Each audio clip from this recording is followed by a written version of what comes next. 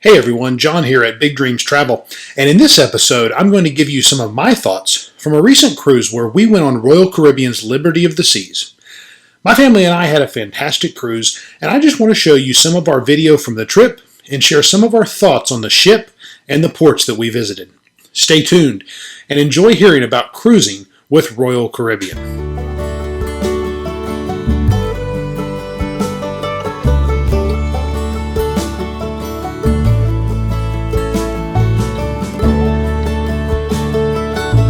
Welcome back to the channel, everyone. Make sure you like the video and hit the subscribe button down below if you like all of our travel-related content. Also, make sure and visit us at www.bigdreamstravelusa.com for more information and to use our excellent travel agents. Our services cost you nothing, and you get a travel professional to help you in booking your next vacation. Well, let's jump right into my family's cruise on Royal Caribbean's Liberty of the Seas. We sailed in July of 2019. This was actually over the week that included the 4th of July holiday, but I'll talk a little bit more about that later. Let's start off by talking about the embarkation and disembarkation itself out of the Galveston cruise port. If you've followed cruising, and maybe if you've cruised out of Galveston before, you may know the reputation Galveston has as being a little bit of a difficult port as far as embarkation and disembarkation goes. We didn't find that to really be the case, with the exception of maybe it was a little bit hectic dropping our bags off and getting into the terminal, but we found that on any cruise we've ever been on, so I don't think that was too much out of the norm. Of course, one thing to keep in mind if you're sailing out of Galveston is the cruise port, or the town of Galveston, is at least an hour from the airports, either at Houston Hobby, which is mainly where Southwest flies, and even a little more than that from Houston Intercontinental, which is the United hub, and also other major airlines fly into there. So do keep that in mind if you're flying out of Galveston. There is a transportation issue as far as getting to the cruise port. We were driving, since we live in this part of the country, and we parked at Falstaff Cruise Parking. Right there, it's close to the port, but you do take a shuttle. All their parking is indoors, which maybe not is a huge deal. There's plenty of parking there around the port from companies that are not indoor covered parking. We chose an indoor covered parking because this place was about the same price as places that were not covered. The service was great, very easy to get to the terminal and back to our car. Embarkation in the terminal was pretty quick and smooth. We probably had a 15-minute wait to get through security, and we arrived right as they opened at about 10 a.m., and we probably had a 15-minute wait to get through security. But once we were through security, we waited no time at all to get checked in, and then as soon as we got up the escalator onto the second level, they were boarding the ship. There was nobody in the waiting area, and we were able to get right onto the ship. We did take time to sign our kids up for the kids clubs there in the terminal, but then we were on the ship before 11 o'clock. And so the embarkation process was very good. Disembarkation in Galveston was good as well. We did not get off early because we were not in a hurry that day based on where we were going, and so we disembarked, and at our normal time, at the time we were assigned, which was about between 9 and 9:15, and we walked off, pretty easily, despite it being a little later. The lines to get through customs were very short, moved very quickly. We didn't really have any problems at all. So, Galveston, hopefully this is kind of a good thing for them. Hopefully they've kind of gotten it together. And I know there used to be horror stories over how long it would take to get through customs in Galveston, but we didn't face any of those issues on this. We arrived back in on a Sunday, I believe, and so everything appeared to work smoothly. Next, let's discuss the room that we selected for this cruise. We actually chose a little bit of a unique room type. It was a promenade view interior room. The Liberty of the Seas is one of, like most Royal Caribbean ships now, has the Royal Promenade, And this was a room, we were on the 7th floor, so it was of the 3 levels of floors that look out on the promenade, we were in the middle floor. And so this promenade view room that we had, what we liked about it was it was an interior room. We still have younger kids, and so we haven't quite made the move to balcony staterooms yet since our kids are still younger. But what was nice about this room is we really paid an interior room price. There was obviously a slight upgrade to have the promenade view, but we paid for an interior room, but we had a nice view. But the layout of the room was like a balcony. Our bed was turned sideways in the room like a balcony room, as opposed to straight facing the door like you get in an interior room with no windows. So that was nice because it made the inside of the room felt like the size of a balcony room. We had a couch, which is nice to have, but we also had this really awesome seat, a window seat, right next to that window looking down onto the promenade. So it just gave us, a fun little area for us to sit, for the kids to sit, and view what was happening down on the Royal Promenade. One question people ask with these rooms is, was noise a factor with the window into the promenade? It really wasn't ever a factor for us. You could hear some things from time to time. There was one night the house band was set up right below us on the promenade. But that was at about 6 o'clock in the evening. By 8 o'clock, they were packed up and gone. And so by the time we were ever thinking about going to sleep, and like I said, we had a 3-year-old at the time. By the time we were ever thinking about going to sleep, the noise wasn't ever really a major issue, which is good. The rest of the room was pretty standard. The bathroom was a typical Royal Caribbean bathroom. The storage area in the room was decent. Probably not as good as maybe the newer Oasis class ships or the newer classes of ships, but it was good, and there was room enough for what we had. Another great feature of this ship that's one of my favorite things about Royal Caribbean is the Royal Promenade. Of course, we had the room that overlooked this, but we loved walking down this area. This is where you'll find the Cafe Promenade, Sorrento's Pizza, Ben & Jerry's ice cream, most of the shopping on the ship, some bars and nightlife. We just loved the vibe of this area. It's easy to access. You can access it from both ends, out of the elevator lobbies. There are also stairwells down into the casino. There's stairwell down into the area of Boleros, which is one of the bars and clubs. And there's stairwells down into the area around the Schooner Bar. Of course, at one end is the main dining rooms. At the other end is the theater. And so there's a lot of places to access the Royal Promenade. It really works as that main thoroughfare for the ship, which is really nice. You can, instead of walking down hallways of rooms to get places like you do on some cruise ships, you get to walk down the Royal Promenade. Now, I will say there's a few times, like on our sailing, as I mentioned earlier, was over the 4th of July. And so they had a big balloon drop party on the 4th of July, and that was in the Royal Promenade. They had games set up. It was really awesome stuff they were trying to do. The problem was it was so crowded, you couldn't hardly even walk through there. And so a lot of we didn't end up staying and doing a whole lot just because it was so crowded. I'm not sure why they didn't do some of that up on the pool deck where they would have had more room. So there are a few times when special events may get the promenade a little more crowded, but for the most part, very easy to access. And again, a great way to get places on the ship. The dining on board this ship is something else that we really enjoyed throughout the week. I know main dining room food can sometimes be hit or miss, but the food and the service was excellent for us on the week.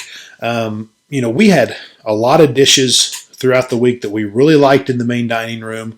It certainly wasn't, all the food was not the best we'd ever had, but, in general, it was very good main dining room food. We've been on Disney Cruise Line, which has really good food, and this was on par with that. I didn't feel there was much of a difference in the main dining room food on Royal Caribbean versus our cruises on Disney.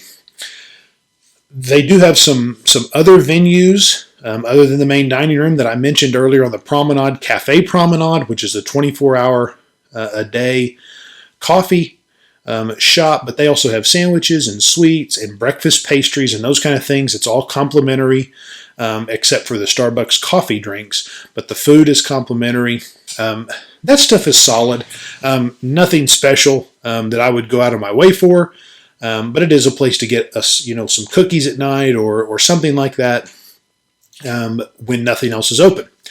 Sereno's Pizza is also on the Promenade, and we really enjoyed Sereno's. I know, pizza is something people, it seems like you either love it or you hate it, and we really enjoyed Sereno's. We thought the pizza was, good quality, and we went there, multiple times throughout the cruise. Again, it's not something that I would go out of my way for on land, but to have that option on the ship at, just about any time of day, from lunchtime until 2 or 3 in the morning, just a nice option to have. They also have some other appetizer type options that they will serve you there as well. The Windjammer is the main buffet on Royal Caribbean ships. Definitely gets crowded, but I think that's any buffet on any ship. But the Windjammer, we felt it was good the times we were there. I mean, I think breakfast is probably the meal we enjoyed the most in the Windjammer. We ate lunch there a couple times. We also had lunch in the main dining room, and it was good. But we felt the breakfast in the main dining room, the breakfast in the Windjammer was probably our best meal of the day that we had there. Again, it was solid buffet food. Nothing that we really disliked there. Again, we felt the buffet on Disney Cruise Line was really, really good. One of the better buffets we've had. This one on Royal was not bad by any means. Maybe not quite to the level of what we experienced on Disney. There was one thing that we didn't love about dining on this ship that you get on some other cruise lines is that there's no dedicated poolside dining on Liberty of the Seas, and this is the case on several Royal Caribbean ships in this class. The only food really up there is the Windjammer, or the Solarium Bistro, which obviously you have to go into the adults only area. But there's not a poolside, burger spot or place to get chicken strips like you get on some other cruise lines. Certainly not a Guy's Burger or a Blue Iguana taco or burrito place like there are on Carnival. And so that's one thing we did kind of miss, but the Windjammer is open and it's close, and it has those types of foods. You just have to go through the crowds of the main dining room to get them. They do have some specialty dining on the ship. The only thing we experienced, of course, we had kids with us, so specialty dining is not really in our wheelhouse right now. It will be one day. But we did do the guacamole class and lunch at Sabor, the Mexican restaurant. The meal was delicious, fabulous. I think we paid $30 for the guacamole class. I would have paid that just for the lunch. It was excellent. The guacamole class portion was actually a little disappointing. It's marketed as learn how to make guacamole. Well, really, they just take one volunteer out of about the 25 people in the class, and that person makes guacamole. The rest of us just watch them. I thought that was a little weird. I kind of wanted to make it myself. That wasn't an option. It was also, they spent about half of the time of the class, if not more, trying to sell different brands of tequila that they had on board the cruise ship, which of course they're a business and trying to make money, so I understand. But it would have been nice if we'd all gotten to make guacamole. But the meal there was delicious. So I would certainly recommend Sabor if you're just wanting to do some specialty dining. Now, the cruise ports we went to on this trip, when you're sailing out of Galveston, you're on a Western Caribbean itinerary, and there are basically 2 itineraries there. We were on the one that stopped in Cozumel, Grand Cayman, and Falmouth, Jamaica. Cozumel, we didn't do an excursion. We always like one day on every cruise that's a port day. We like to just spend on the ship because it's a day you can do a lot of the things on the ship, water slides, activities, the pools, the hot tubs. You can do those things without much of a crowd because people get off the ship. And so just how the things we wanted to do in the different ports, we chose this as our day in Cozumel. We got off the ship for about an hour and a half, did some shopping in the port area, and got back on the ship by 9 o'clock. We were in port at 7 that morning, and we had the ship to ourselves for the next 5 to 6 hours, which was awesome. And so I like to recommend that to people if you're cruising, and you want to experience the ship you're on. One of those port days is a great time to do it. And of course, the majority of what you're doing on the ship is included price-wise compared to an excursion. Certainly there are great things to do excursion-wise, though, as well. And in Grand Cayman, for the first time, we did the Stingray City excursion. We did book this excursion through Royal Caribbean, and that's one thing to consider. You can often get really good deals by booking those excursions not through the cruise line. And of course, we all know that when you book through the cruise line, you're protected and the ship won't leave you. So that's important. But we thought that was extra important in Grand Cayman since it's a tender port. Not to mention, since we booked our excursion through Royal Caribbean, we got a priority tender. If we had booked a separate excursion to Stingray City, which you can do, you're not necessarily guaranteed a tender time in that first 30 minutes to an hour that the tenders are open. You may have to wait an hour and a half, which, are you going to miss your tour? Do you get there on time? And so those are all things to consider. That's why we did our tour through Royal Caribbean. We just watched the cruise planner on Royal Caribbean, and we bought our excursion when there was, I think, a 30 or 40% off discount that they run from time to time, but they only run them for a few days. And so just keep checking the cruise planner, and sometimes you'll see those things. We loved Stingray Island. It was a fantastic experience. Something we will probably do again. I don't know that it's something you need to do every time you're in Grand Cayman. There's other great things to do, but it's a lot of fun. Our excursion also included a stop at what they called Starfish Point. And I think we had just as much fun there as we did at Stingray City. We got off the boats and we spent about 45 minutes there at Starfish Point, and we were able to go underwater, and there were starfish. It was only about 1.5 feet of water, so you could pick them up as long as you kept them under the water, and our kids got to pick them up and look at them. And so we had a great time doing that. So I would highly recommend those excursions if you're in Grand Cayman. The third and final port we had was Falmouth, Jamaica. And this is a cruise port that's really not used by every cruise company. There's some cruises that dock over in Ocho Rios and Montego Bay area. Well, Royal Caribbean and Disney, they typically tend to dock in Falmouth, Jamaica. And Falmouth is an area, the port area is very nice. If you stay inside the port area, there's a lot of great shopping. It's very clean. It's very segmented. If you're in that port area, you're very secure. When you leave the port area, there's not a lot to do right there around the port. A lot of the excursions are an hour to an hour and a half drive just to get places like Dunn's River Falls or the other things to do in Jamaica. We just wanted a beach day. And when we have a contact at Big Dreams Travel with a place that sells a day pass to a place called 876 Beach Club. And it's a day pass to this beach club.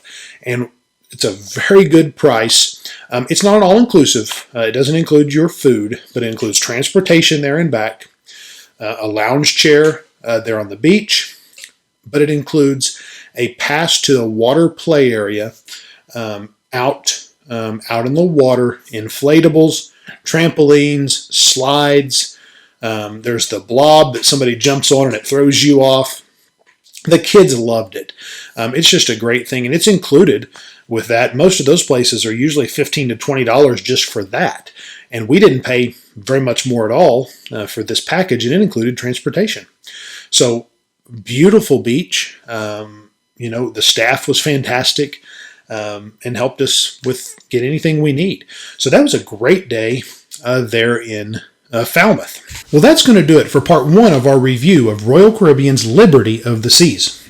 In the next video, we're going to talk about the entertainment on board the ship and show some of the video that we took on board the ship that gives you a tour of some of the facilities that are available on board the ship. Have a great day, everyone. Make sure you like the video and subscribe to our channel, and keep dreaming of future travels.